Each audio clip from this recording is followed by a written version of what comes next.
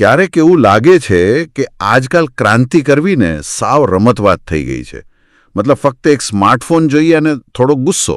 હા બિલકુલ. અને હમણાં પેલું ઇન્સ્ટાગ્રામ પર કોકરોચ પાર્ટી નામનું પેજ વાયરલ થયું, એ જ જુઓ ને. અરે હા, એ જ. મતલબ રાતોરાત વાયરલ થઈ ગયું.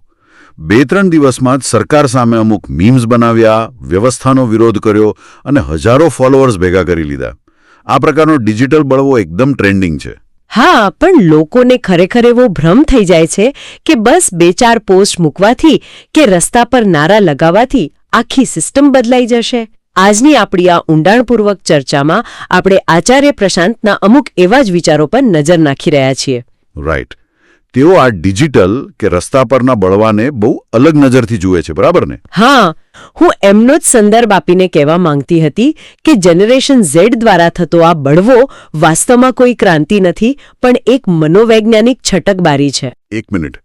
છટકબારી એટલે મારો કહેવાનો અર્થ એમ છે કે આ બધો વિરોધ દેખાવો છે, પણ યુવાનો ખરેખર પ્રદૂષણ કે બેરોજગારી જેવી સમસ્યાઓથી નારાજ છે ને, એમાં ખોટું શું છે? નારાજગી સાચી હોઈ શકે, પણ બળવો કરવો આટલો રોમાંચક કેમ લાગે છે એ સમજવા જેવું છે. આપણો અહંકાર હંમેશા પીડિત એટલે કે વિક્ટિમ બનવાનું પસંદ કરે છે. ઓહ, એટલે કે બધો દોષ બીજા પર ઢોળી દેવાનો. બરાબર. જ્યારે આપણે કહીએ કે મારી બેરોજગારી કે નિષ્ફળતા માટે સિસ્ટમ જવાબદાર છે, ત્યારે મગજને એક જાતનો સંતોષ મળે છે.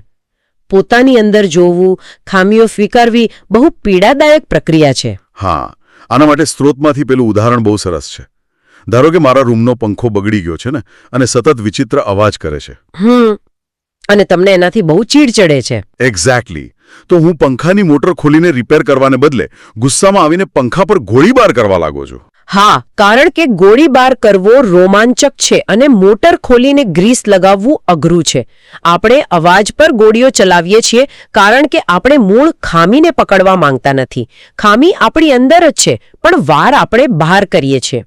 પણ ઉભા રહો, અહીં મને થોડી શંકા જાય છે. શું આપણે એમ કહી રહ્યા છીએ કે બધી જ ક્રાંતિઓ નકામી છે? જો સિસ્ટમ સામે લડવું જ ખોટું હોય તો પછી ભારતની આઝાદીની ચળવળનું શું? એ બહુ જ સારો પ્રશ્ન છે. પણ જો આઝાદીની ચળવળ માત્ર સત્તા પરિવર્તન નહોતી, તેની સાથે સમાજ સુધારકો દ્વારા એક મોટી આંતરિક અને સામાજિક જાગૃતિ પણ લાવવામાં આવી હતી.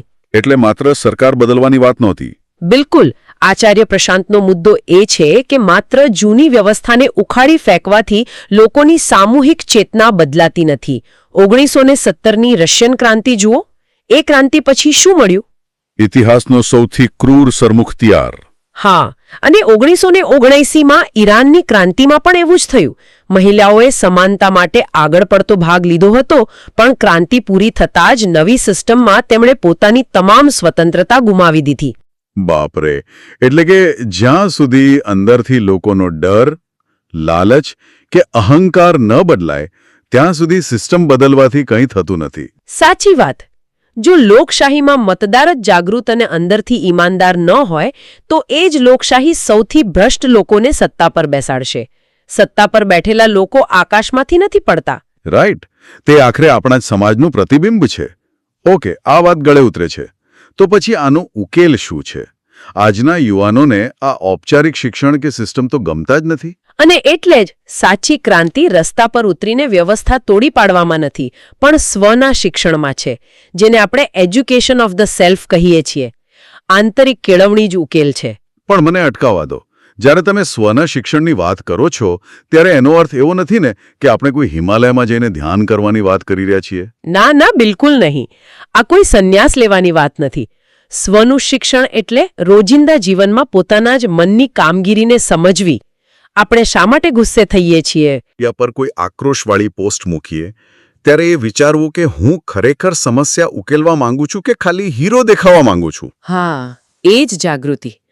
જ્યાં સુધી આ આંતરિક જાગૃતિ ન આવે ત્યાં સુધી બહારની તમામ ક્રાંતિઓ માત્ર એક રાજકીય નાટક બની રહે છે, જેમાં પડદો પડે છે, ફરી ખુલે છે, પાત્રો બદલાય છે, પણ નાટકની મૂળ વાર્તા એની એ જ રહે છે. બિલકુલ. મતલબ બહારની ક્રાંતિ કરતાં અંદરની ક્રાંતિ વધારે અઘરી પણ સૌથી જરૂરી છે.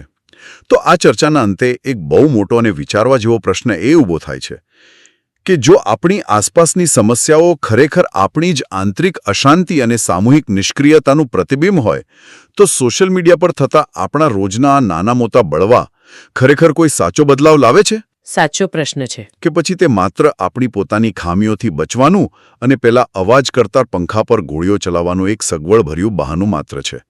આ એક વિચારવા જેવી વાત છે. બસ આ જ વિચાર સાથે આપણે આજની આ રોમાંચક ચર્ચાને અહીં જ વિરામ આપીશું.